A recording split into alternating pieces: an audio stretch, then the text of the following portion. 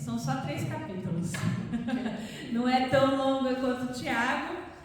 É um tema diferente que talvez nem sempre a gente tenha escutado nos púlpitos, mas a gente precisa falar sobre isso. Nós estamos aí às portas da COP30, agora em novembro. Você provavelmente vai começar a ouvir falar muito nos noticiários, né, que é o evento que vai acontecer, que é das Nações Unidas, que vai acontecer em Belém do Pará agora em novembro. Serão 11 dias de debate sobre mudanças climáticas, sobre efeitos do gás estufa, diminuição, financiamento, né, de países em desenvolvimento. E é um tema que às vezes a gente não traz para o púlpito, mas nós precisamos pensar a respeito, né? O tempo da criação é um convite para todos nós, como cristãos, a celebrarmos a boa dádiva da criação que Deus nos deu, né? Eu não sei se você notou, hoje as canções estavam mais tranquilas, mas se você parar um pouquinho, está ouvindo? Né? Tá chegando perto da primavera, agora começa, né? Passarinho cantando, a gente começa a ver os ipês por aí, e a gente olha que lindo. E é bom, eu espero que você tenha esse vislumbre de contemplação diante da criação. Porque quando a gente olha, a gente vislumbra, é também uma oportunidade de nós louvarmos ao Senhor. Porque foi Ele que criou todas essas coisas. E nós às vezes passamos por ela, vemos a sua beleza, alguns reclamam que está fazendo sujeira, espero que não seja o seu caso, mas enfim, mas que você possa vislumbrar na criação, né, nos pássaros cantando, nas flores que agora começam a desabrochar, a majestade de Deus na criação. A gente precisamos pensar sobre as várias coisas que têm acontecido na criação, e esse é o momento em que a igreja de forma universal se para pensar sobre essas coisas, né? E aí eu queria trazer um tema que é diferente, não sei se você já ouviu falar, se é a primeira vez, que é a ecoteologia. O que é isso, pastor? O que é isso? De onde você me tirou isso? Eu queria pensar com você que teologia é um exercício de nós refletirmos, de nós elaborarmos e de nós, assim, explicitarmos a razão da nossa fé, no que a gente crê, como a gente crê, de várias formas. E aí, nesse sentido, todo mundo é teólogo, né? Tem gente que diverge dessa posição, tá? Então, você talvez vai encontrar pessoas dizendo que não, teólogo é quem está lá estudando e lendo livros. Particularmente, a minha visão é essa, de que todo mundo que pensa sobre Deus e reflete sobre Deus, sobre o sagrado, está fazendo teologia de alguma forma. E quando eu penso em ecoteologia, consiste em pensar, então, a minha fé no horizonte de uma consciência planetária, de uma existência física, que se caracteriza como a redescoberta do mundo que Deus criou. Eu sei que as irmãs aí que gostam de flores, né, já tem esse hábito, né? Começa a sair a florada lá de orquídea, a gente já fica tudo maravilhado, tira 20 mil fotos. Mas eu quero levar você a olhar além da beleza, a olhar para a criação como um jardineiro. Nós somos os jardineiros que Deus colocou para cuidarmos do planeta. E aí vale o questionamento: como nós estamos cuidando do planeta? Como nós estamos cuidando do planeta, da criação? Eu não sei você essa semana, mas se você tem o seu telefone cadastrado na Defesa Civil, você deve ter recebido vários alertas de umidade baixa e de risco de incêndio. Né? Todo inverno é a mesma coisa. E eu não sei também se você percebeu, né? Alguns já estão sem voz para comprovar, mas está mais difícil respirar. Está cada vez mais difícil respirar e a gente às vezes escuta e ouve falar: é o aquecimento global, isso é uma pauta de esquerda. Aqui a gente não está pensando em pauta de direita e esquerda, né? O púlpito é lugar de reflexão teológica, não ideológica. Por isso eu queria convidar você hoje a olhar para a natureza sem essa perspectiva de ideologia, mas como cristão. Como nós, como cristãos, estamos cuidando da natureza. Eu queria desafiar você a pensar num conceito diferente. Porque você já deve ter ouvido muito falar sobre mãe natureza, mãe terra, né? Mas eu queria pensar com você que numa perspectiva teológica, ela não é nossa mãe, nós somos irmãos. Agora ficou complicado. Como assim, pastora? Sim, porque a natureza, a terra, não foi criada por Deus? E você? E nós? Também. Então, nesse sentido, somos criados pelo mesmo Deus. Então, quando a gente olha numa perspectiva teológica e a partir de uma leitura dos relatos da criação, você pode abrir sua Bíblia depois lá em Gênesis 1, 2, 3, né? Na verdade, nós somos irmãos, porque nós somos criados pelo mesmo Deus, de formas diferentes, com propósitos diferentes. E nesse sentido, a gente acaba assim, se nós olharmos por esse aspecto, nós vamos também tirar a nossa visão antropocêntrica. Agora eu falei bonito, viu? E egoísta e dominadora da criação. Porque eu não sei se você curte estudar um pouquinho de ciência, mas indico para você, se você gostar e quiser, procura na internet ABC2, que é a Associação Brasileira de Cristãos na Ciência. Que é gente que é crente, que está fazendo ciência, que está pesquisando, que é cientista. Tem vários textos, várias coisas que eles escrevem, valem a pena ler. E é interessante porque nesse sentido, esse pessoal que está pensando então a criação e fazendo ciência a partir de uma perspectiva teológica, começa a entender e fazer a gente pensar que na verdade nós somos irmãos da criação, irmãos da terra, e não filhos da terra, né? Porque se ela é mãe e filho, não, nós somos filhos de Deus. E aí é interessante pensar que quando você olha para os relatos da criação, você vai entender que o nosso relacionamento com Deus foi rompido. E não foi só do ser humano, porque a gente tem essa perspectiva tão autocentrada, tão antropocêntrica, que esse tempo que nós estamos vivendo é chamado de antropocentrismo, ou seja, antro de homem, do grego. Então tudo parece que gira em torno da gente, pra gente, e tudo parece que é para a glória nossa. Não é. E nesse sentido nós precisamos lembrar, Deus criou todas as coisas. E se você olhar para os relatos da criação, o que o ser humano fez? Rompeu com Deus. Rompeu com Deus e também levou consigo toda a criação nesse rompimento. Então, assim como nós esperamos expectativamente a vinda de Cristo, e essa é a nossa esperança bíblica, a natureza também espera. A Bíblia diz que nós teremos novos céus e nova terra. Também. Ou seja, se você lembrar de outros textos, a natureza geme na expectativa da nossa redenção. Nosso relacionamento foi rompido, a natureza sofre por causa disso, e o testemunho bíblico nos mostra que a teia da vida, que é o que a ciência chama de biodiversidade, não importa apenas para o nosso bem-estar, mas também se nós estamos honrando e glorificando a Deus, da forma como nós estamos cuidando dessa criação. Deus nos colocou no jardim para cuidar da criação, para sermos jardineiros. E aí vale a pena pensar como nós estamos cuidando. Mas Gisele, eu sou uma pessoa pequenininha aqui, quem sou eu diante desse mundão? Você é filho de Deus, você pode orar, você pode pedir, você pode interceder, você pode pensar, levar, filhos, pessoas conhecidas também a pensar sobre isso. Porque para nós cristãos, nós entendemos que Deus criou um mundo ordenado. Mas quando o ser humano escolhe se alienar de Deus, a gente perde a ligação não só com Deus, mas também com a criação.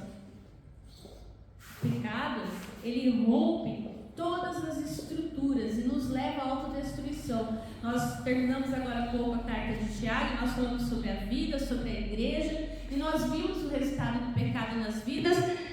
Obrigada, Cris. Nossa, parece que agora... Agora é isso que, quando a gente olha e vê, a gente não se dá conta de como o pecado também corrompe a nossa ligação com a natureza, com as estruturas à nossa volta. Essa crise ambiental, que é ecológica, que é econômica, que é social, mas também que é moral e espiritual. A gente não se dá conta de que a igreja também deve responder a isso. E como? Como assim? Não basta a gente observar tudo isso com uma curiosidade apocalíptica. Então vamos esperar o fim do mundo e ver como é que vai ser. Porque afinal a gente já sabe que a gente está salvo e está tudo certo. Não é assim. Nós somos responsáveis. Deus nos colocou aqui com uma responsabilidade. Você já deve ter ouvido, e a gente falou, eu lembro, em janeiro nós falamos sobre mordomia cristã. Então nós precisamos unir a pregação da palavra com a prática de boas obras na nossa casa, na nossa vida. Mesmo que a gente ache que isso não tem um impacto tão grande, né, ambientalmente falando, porque quem é, né, a sua família economizando água perto das indústrias de Araraquara que estão lá sugando o aquífero Guarani, que não estão nem aí se vai economizar água ou não. Mas como nós estamos respondendo como igreja? Nós estamos tendo influência pública, pensando em como atingir de alguma forma, de pensar e refletir sobre isso, de pressionar as autoridades, de saber como eu estou votando e quem está governando está pensando nisso. São várias questões que nós precisamos pensar como cristão e às vezes a gente não tem o hábito de pensar. Né? A gente às vezes fica aí brigando por tantas coisas, mas nós esquecemos que a gente precisa juntar a palavra de Deus, a prática das boas obras e ser cristãos também de forma social. E para pensar um pouco sobre isso, hoje, parece que eu estou falando, né? Fala, Gisele, vai abrir a Bíblia? Vamos abrir a Bíblia sim. Vamos ver o que a Bíblia fala então sobre a criação, né? E a minha proposta aqui é a gente pensar então a ecoteologia, que é tudo isso que eu falei para você, né? Essa introduçãozinha para a gente pensar, para a gente refletir. Então hoje o nosso objetivo assim é fazer você começar a pensar, se você nunca pensou sobre isso, tá? Então a gente vai pincelar por cima essas questões, porque quem, né? Às vezes a gente acha que isso não vai fazer diferença, mas pode fazer sim. Então é importante nós refletirmos. Então eu quero refletir com você hoje sobre o Salmo 8. O Salmo 8 que é um salmo que vai falar da majestade de Deus na criação. Então eu convido você a acompanhar a leitura, eu vou ler na Nova Almeida Atualizada. Diz assim: Ó Senhor, Senhor nosso, como é magnífico o teu nome em toda a terra, pois pusestes no céu a tua majestade. Da boca de pequeninos e criança de peito suscitaste força por causa dos teus adversários, para fazeres emudecer o inimigo e o vingador. Quando contemplo os teus céus, obra dos teus dedos, e a lua e as estrelas que estabeleceste, que é o homem para que dele te lembres, e o filho do homem para que o visites. Fizeste-o, no entanto, por um pouco menor do que Deus, e de glória e de honra o coroaste. Deste-lhe domínio sobre as obras da tua mão, e sobre seus pés tudo lhe puseste. Ovelhas e bois todos, e também os animais do campo, as aves do céu, os peixes do mar, e tudo que percorre as veredas do mar. Ó Senhor, Senhor nosso, como é magnífico o teu nome em toda a terra. Amém. Amém. Senhor, nós pedimos que o Senhor nesse momento nos dê a iluminação para refletir na tua palavra. Que esse tema tão diferente possa nos atravessar, que possa nos fazer refletirmos como nós temos cuidado da criação que o Senhor nos delegou para cuidarmos. Que nós possamos ser bons jardineiros, bons cuidadores, bons irmãos. Fortalece-nos e direciona em nome de Jesus. Amém. Amém. Esse salmo, ele é conhecido na pesquisa, né, quando a gente pensa em estudar a respeito dos salmos, como um hino de louvor coletivo ao Deus Criador. É um salmo de Davi, só que ele é diferente de outros salmos da criação, que se você quiser depois, por curiosidade, ver, que é o Salmo 19, o 104 e o 136, porque aqui ele vai falar, ele vai tematizar apenas sobre a criação do ser humano e o seu domínio sobre a criação. Os outros salmos vão falar um pouquinho sobre derrota das forças caóticas, né? Depois a gente pode ver mais para frente. E assim, embora não seja absoluto, né, essa visão, o Salmo 8, ele apresenta uma descrição clara acerca da essência do ser humano e a sua relação com a criação. E lembra, sim, se você, não sei se você notou, mas faz uma lembrança do primeiro relato da criação, de Gênesis 1, né? Vai fazer essa dança, né? E eu queria olhar com você, né, a estrutura do Salmo 8, mas não a partir do português, mas sim a partir do original. Não vou ler em hebraico, tá? Não me façam essa, porque a leitura não é meu forte entre as línguas bíblicas. Mas diferentemente do português, né, se você, dependendo da Bíblia que você pega, ela tem um título. No original, em hebraico, esse título é o primeiro versículo. Então, no original, ele tem 10 versículos e não 9, como nós lemos, tá? E eu queria olhar com você, então, essa estrutura aí concêntrica, né? Baseada na Bíblia hebraica, não na língua, né, de português, mas você vai ver que ele é um salmo que ele tem uma estrutura fácil de entender e que tem uns contrastes e paralelismo muito interessantes. Você viu que hoje a gente está cheio de coisa nova, né? O que é paralelismo?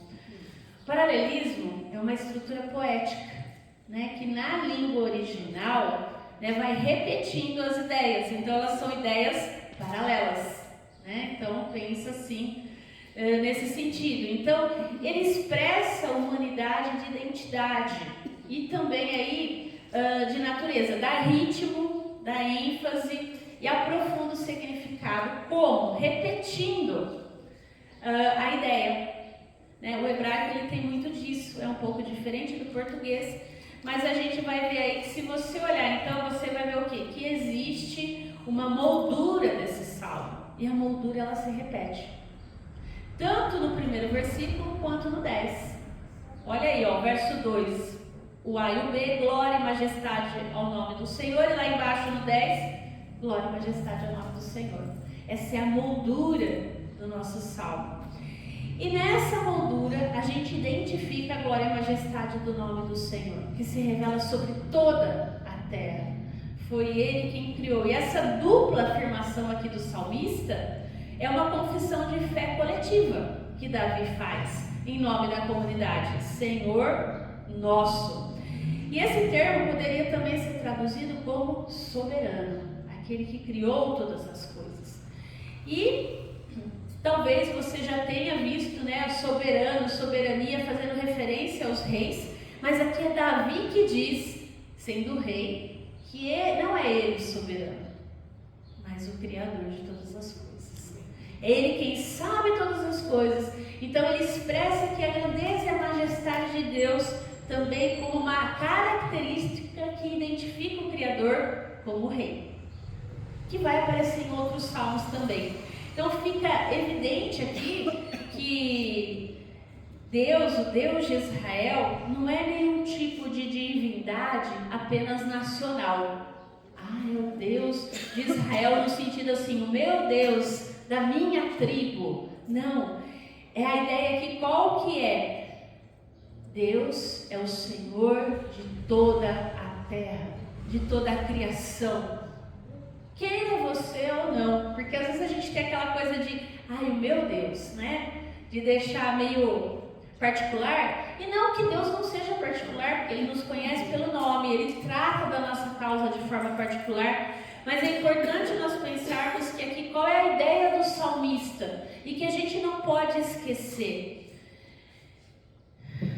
que Deus não é Deus só de Israel, não é só o meu Deus. Ele é soberano sobre toda a criação. Glória a Deus. E a gente cantamos Colossenses 1, né? Que Ele sustenta a tudo pela sua palavra. Amém. Ele é Senhor sobre todas as coisas. Sejam tronos, sejam soberanias, sejam poderes, sejam autoridades. A tudo Ele sustenta pela palavra. Então, o que eu quero destacar com você é que essa moldura aqui, desse salmo, é realmente colocar o quê? Que a marca e a identidade de uma pessoa não é caracterizada pela própria pessoa, mas sim pelo Deus que ela segue. E nesse sentido é importante a gente pensar que falar de Deus também é um assunto vasto, também é um assunto assim... complicado, porque a gente vai vendo, né, ao longo do texto bíblico que Deus vai se apresentando com vários nomes. E aqui eu fiz questão de deixar o original, porque aqui qual é a ideia? E aqui eu vou ter que mostrar para vocês. Vamos ver se... Ó, tá vendo essa primeira palavra? Que aqui a gente lê para cá, tá? É ao contrário, no hebraico. Esse aqui é o que a gente chama no hebraico de tetragrama, que é Yahvé, que você também já deve ter ouvido como Javé, traduzido para o português, né? Que é como Deus se apresentou a Moisés na sarça ardente. E é o mesmo que aparece em toda a teologia do Antigo Testamento. É o nome que habita no tabernáculo, posteriormente no templo também, que é marcado aqui o quê? Pela presença, ou seja, Deus tem um nome. Ele é Senhor sobre a criação. Então o louvor de Deus tem uma base de reconhecimento, poder, autoridade de quem Ele é. O eu sou. Não é qualquer coisa, é aquele que criou tudo. Então nesse sentido, é importante a gente olhar, né, que essa comparação do verso 2 e do verso 10, tem até uma linha a mais, né? Que aqui eu só estou colocando assim para ficar mais fácil, mas é para a gente entender que a majestade do Deus, ela não é vista só na terra, mas também nos céus. E céus é um lugar por excelência da habitação e atuação de Deus. E céu, não no sentido que a gente pensa, né, de um lugar apenas agradável, mas da criação de todas as coisas, que tudo está debaixo do domínio dele, inclusive as nossas vidas. E aí depois a gente tem aí o domínio do ser humano, né, sobre o mundo. E aí a gente tem, então, eu estou convidando você a fazer uma leitura diferenciada desse salmo, porque olha o verso 3 e o verso 8 e 9, né, olhando pela perspectiva da língua hebraica, né? Então a gente tem um paradoxo, primeiro entre crianças e inimigos de Deus, e depois lá embaixo um paradoxo entre animais domésticos e animais selvagens. Você consegue vislumbrar e visualizar isso, né? O Salmo fala que os termos pequeninos, criança de peito, a ideia é o quê? É colocar aqui os mais fracos, os mais inofensivos da sociedade, da comunidade humana, que até assim, né, vamos pensar assim, o bebê que é inofensivo, que é indefeso, que Deus suscita força para vencer, para que haja vida. E olhando para as nossas vidas, mesmo quando a gente estiver como uma criança de peito, realmente assim, fraco, com dificuldade, da gente olhar para esse Deus e saber que Ele suscita força para cada um de nós, que Ele nos sustenta como essas crianças, que Ele dá o que a gente precisa. Como uma mãe não deixa de sustentar o seu filho, Deus não deixa de nos sustentar, de nos dar força, de nos direcionar, de manifestar a sua glória, o seu domínio. E aí ele vai colocar, então depois a gente vai ter aí, né, dentro desse paradoxo, o domínio do ser humano sobre a criação. Uma vez sustentado, uma vez crescidos, uma vez fortalecidos, é uma dádiva de Deus. E você talvez já tenha ouvido falar nessa palavra, é um mandato para o ser humano. Essa eu acho que você já deve ter ouvido falar, mandato da criação. E não se trata de uma conquista nossa, como muitos pensam,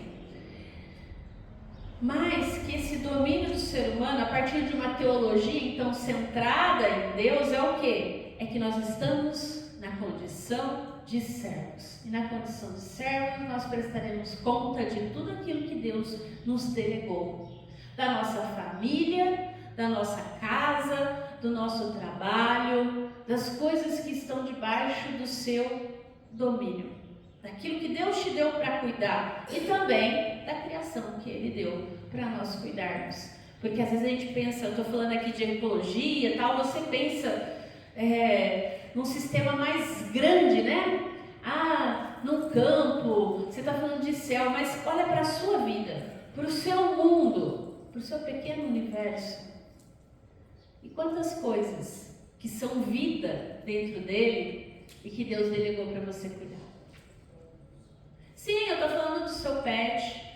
Sim, eu estou falando do seu filho.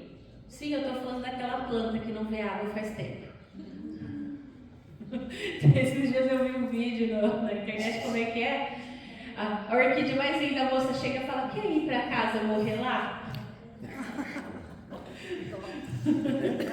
Tem gente que consegue matar a planta, ou de excesso de água, ou de falta de água. Mas sim, olhe para o nosso universo, para aquilo que Deus deu para nós, para as nossas finanças, para o nosso dinheiro, para tudo que a gente faz. Porque o ser humano pode dominar, assim como Deus mantém e cuida da sua criação, Ele deu para nós essa capacidade. Deus pôs tudo debaixo dos pés do ser humano, está no verso 7. E essa imagem vem do contexto de guerra, de conquista. É Davi que está contando esse salmo, não se esqueça disso. Ele está falando de vitória sobre povos inimigos. Sim, mas ao mesmo tempo ele está também trazendo a memória daquele povo como Deus venceu as forças caóticas da criação, dos seus inimigos, para submeter tudo a si mesmo, tornando tudo servo de Deus. E nesse sentido, nós então também precisamos dominar, mas não no sentido de se aproveitar, mas no sentido do quê? De cuidar. É importante nós pensarmos que o nosso domínio na natureza é cuidado. A palavra melhor é cuidado. Porque a gente entende domínio como assim, então eu vou me aproveitar o máximo que eu puder, vou esgotar todos os recursos e pronto, acabou. E aí eu queria pensar com você também que esse salmo, ele traz em si também uma linguagem sacerdotal da criação, que está lá também em Gênesis 1, que vai fazer o quê? Uma referência que o ser humano foi criado à imagem e semelhança de Deus. E a gente não pode esquecer disso. Biblicamente falando, então, a função central do ser humano ser a imagem e semelhança de Deus é ser representante de Deus na Terra. Como nós estamos representando Deus aqui, hoje? E aí em Gênesis, como também no Salmo 8, a gente vai ver que a abrangência dessa representação contempla o céu, a terra e o mar. Assim como Deus é um Deus de todas as coisas, né? Esse Yahvé, ou Javé, como você preferir, é um Deus universal, ao qual o mundo inteiro se submete, assim também o ser humano domina sobre a totalidade da criação. A fauna, como está escrito aí. E aí depois a gente vai ver, né, no 7, as obras das tuas mãos. Ao falar das obras da criação, tanto as do céu como as da terra e a do mar, o salmista que ele usa duas formações para destacar o poder de Deus: os dedos e as mãos. Isso é o que a gente chama na teologia de representar, né? Não é que, olha, então Deus tem mão, Deus tem, né, pés, mas é a ideia de fazer o quê? Aquele que lê, aquele que ouve, entender, que facilita o entendimento, né? Muito, muito, muito. Então, quando o salmista fala aqui das mãos do Senhor, ele está falando da manifestação do poder de Deus. E ao ser humano, então, Deus dá o domínio de todas as obras das suas mãos. Ou seja, nesse sentido, a gente tem aí o que a gente chama então de paralelismo entre os dedos e as mãos de Deus e como um artesão que cria todas as coisas, né? Que agora tudo isso passa a ser então cuidado pelo ser humano, já que Deus fez a gente um pouco menor que Ele. E aí a gente entra então nesse finalzinho, no centro então do nosso salmo, que é o 5 e 6, a glória e majestade do ser humano. Está aí no centro do salmo, então uma das formulações, né, antropológicas mais densas e especiais da Bíblia. É interessante isso, porque que é o ser humano que dele te lembres, e o Filho do Homem para que visite. Porque quando a gente olha para toda essa imensidão, para tudo que Deus é, para tudo que Deus faz, tudo o que nós somos, tudo o que nós fazemos, se deve ao cuidado amoroso e misericordioso de Deus que nos visita todos os dias com as suas misericórdias, que se renovam manhã após manhã. Louvado seja Deus. Amém. E é interessante perceber que esses dois verbos aqui que aparecem aí, também aparecem no Antigo Testamento, um como sentido de punição de Deus, esse cuidado amoroso que é o lembrar-se, né? E esse Deus que nos visita de forma misericordiosa, então esse lembrar-se, esse visitar, ele aparece no Antigo Testamento, em outros momentos, como um sentido de punição divina ao pecador também e de lamento do ser humano sofredor diante da sua finitude. Porque a gente tem todo esse domínio, todo esse poder sobre a criação, mas nós não podemos nos esquecer que nós somos finitos, que nós também somos criação. E que nós escolhemos essa finitude, quando nós escolhemos nos rebelar contra Deus. Quando o pecado entrou na raça humana. Então o Rei Celestial, ele delega o seu poder a nós, apesar disso. Nos dá a capacidade.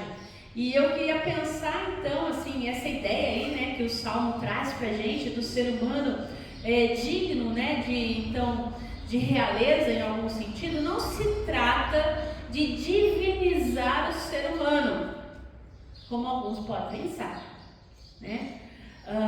Muito menos de uma dignidade divina que a gente possa ter. É importante nós pensarmos isso. Continuamos sendo seres humanos. Se existe honra e se existe poder, vem de Deus. É dele, só dele.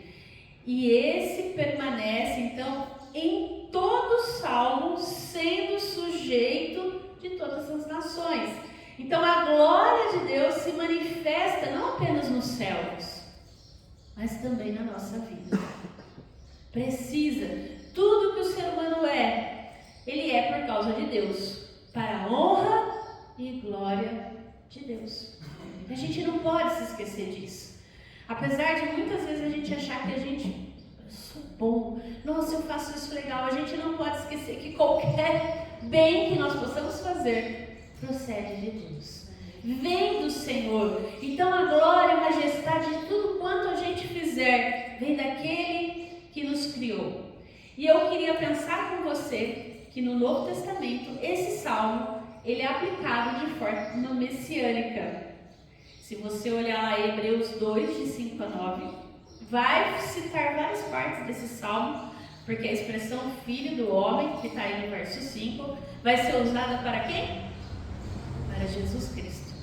Paulo também vai se referir a esse salmo falando acerca da ressurreição, lá em 1 Coríntios 15, 27, citando o verso 7, afirmando que todas as coisas foram sujeitas debaixo do pé de Jesus.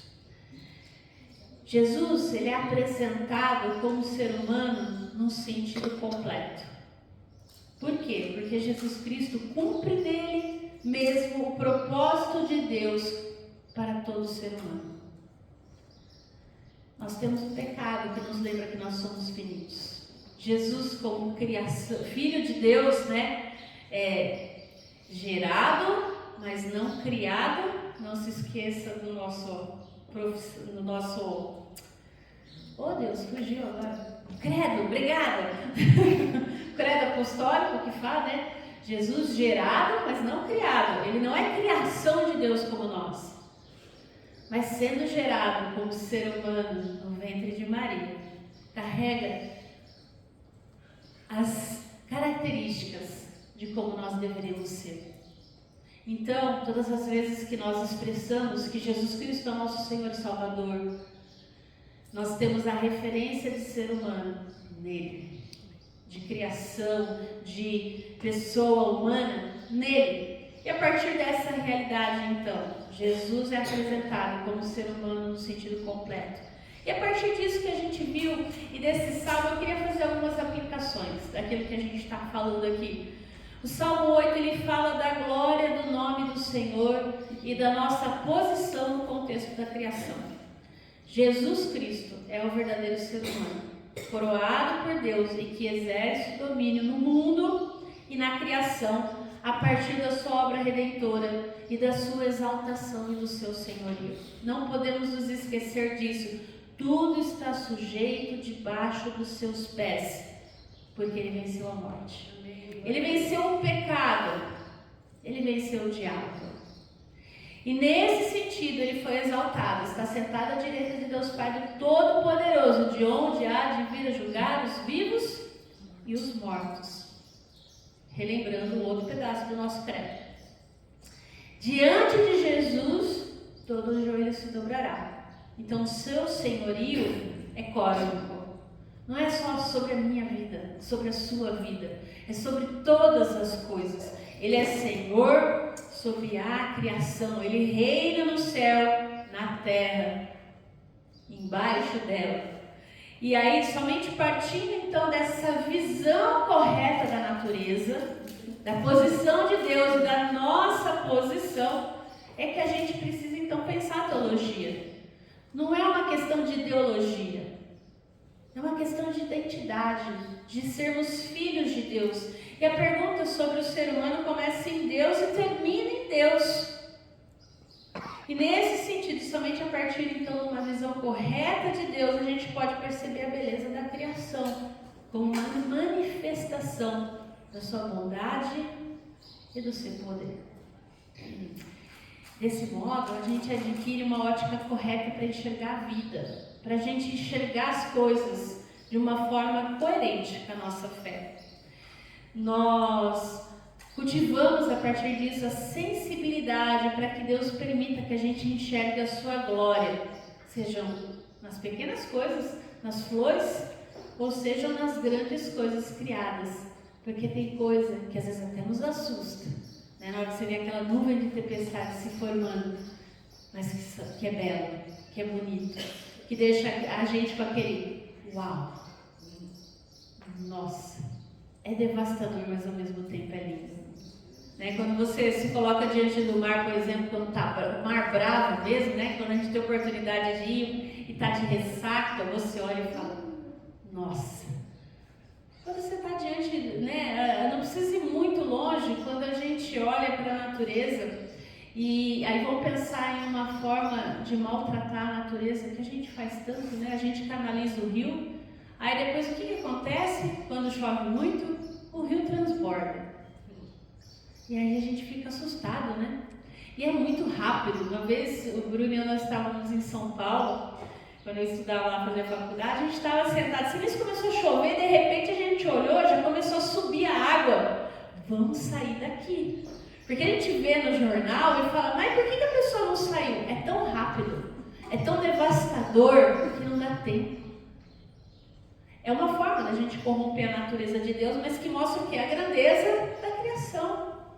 Lá em São Carlos, todo ano eu falava do Rio do Centro que subia. Aqui eu vou falar da Via Expressa, de baixo. Vamos ver se as obras propostas, né, que estão ali terminando, quando chover mesmo, né, vai subir o Rio do Ouro ou não vai? Porque a gente foi lá, a gente mudou a natureza. Só que a natureza, ela Deus a criou dessa forma. E isso pode assustar no primeiro momento, mas precisa nos lembrar da grandeza e da beleza e do domínio de Deus sobre essas coisas.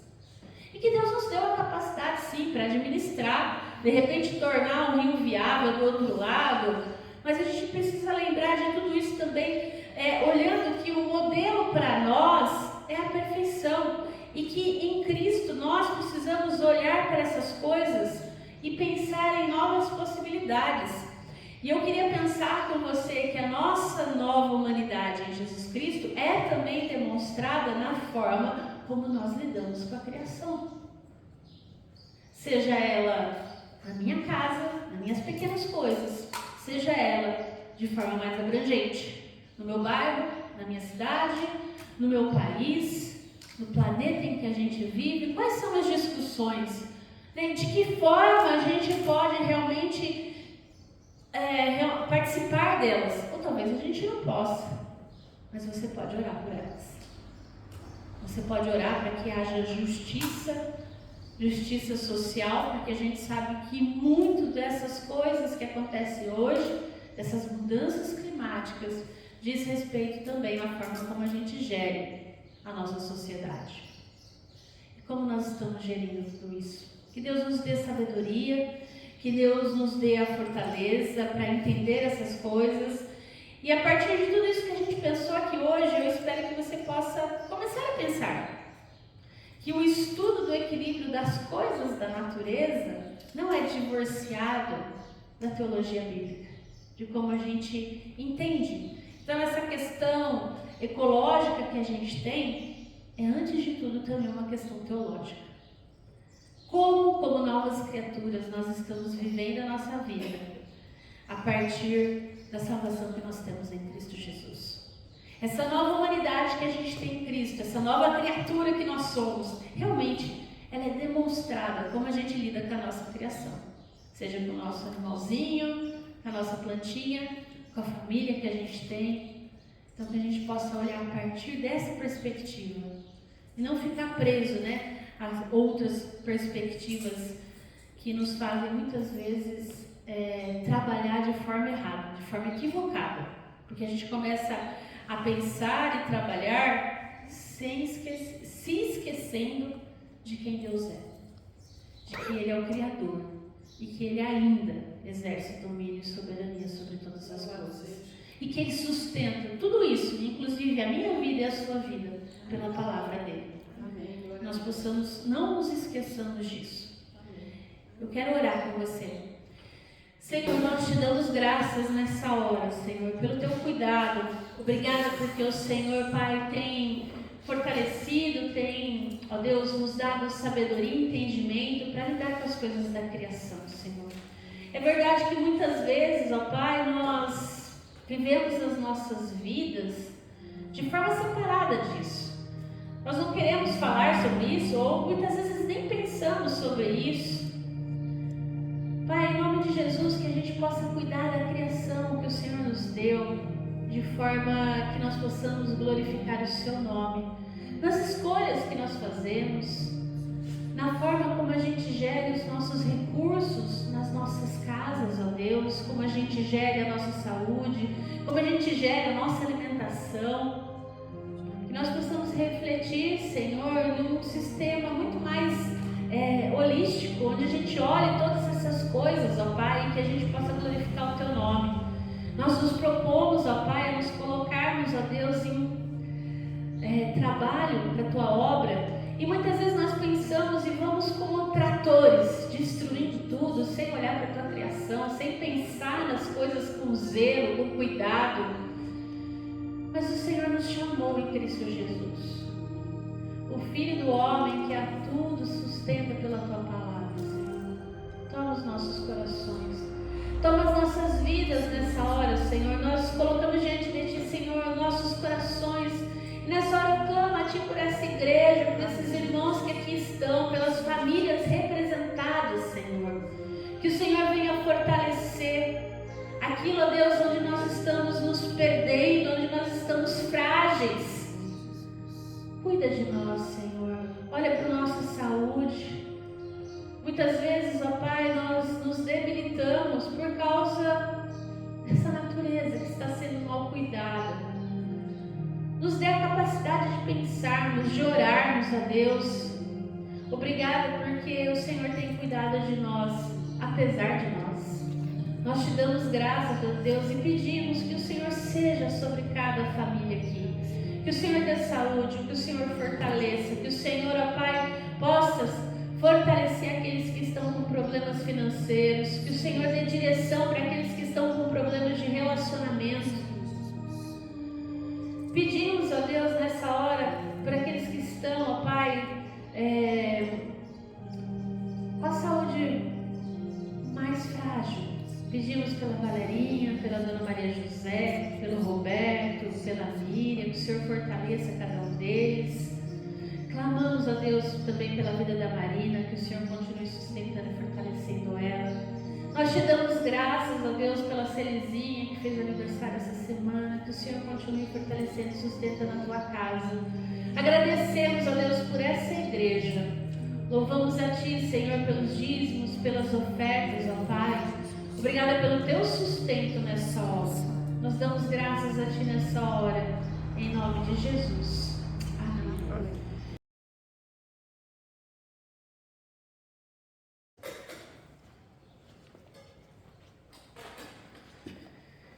Senhor Jesus, toda honra e toda graça, toda glória sejam dadas a Ti, ó Senhor, Deus Todo-Poderoso, que a tudo domina.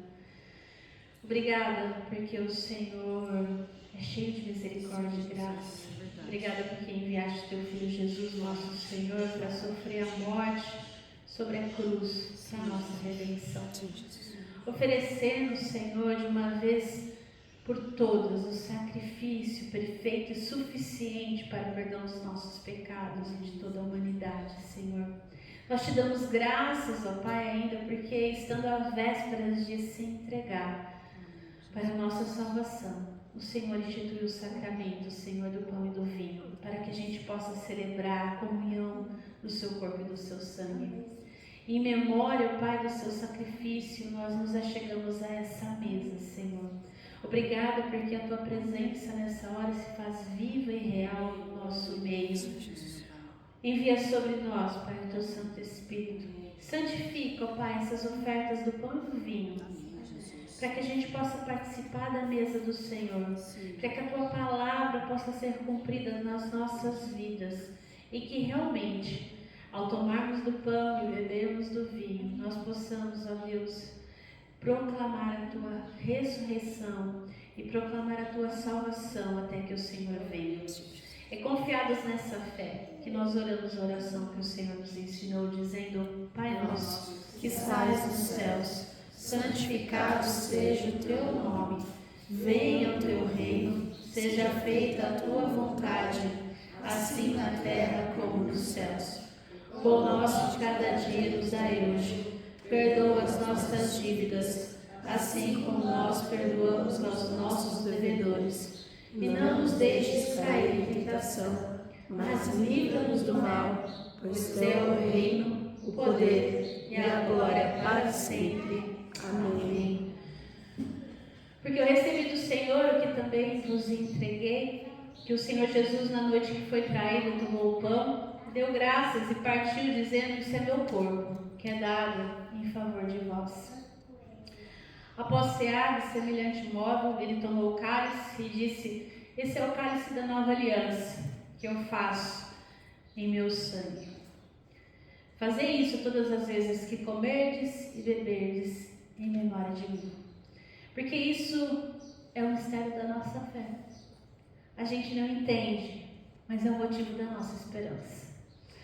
Que todas as vezes que nós comemos desse pão e bebemos desse vinho, nós anunciamos a morte e a ressurreição até que o Senhor venha. Amém. E que Ele vai restaurar a nossa vida e toda a criação que foi corrompida pelo pecado. Que nós nunca nos esqueçamos disso. Que seja dada honra e glória, hoje e sempre, ao nosso Senhor. Amém. Comamos e bebamos todos juntos.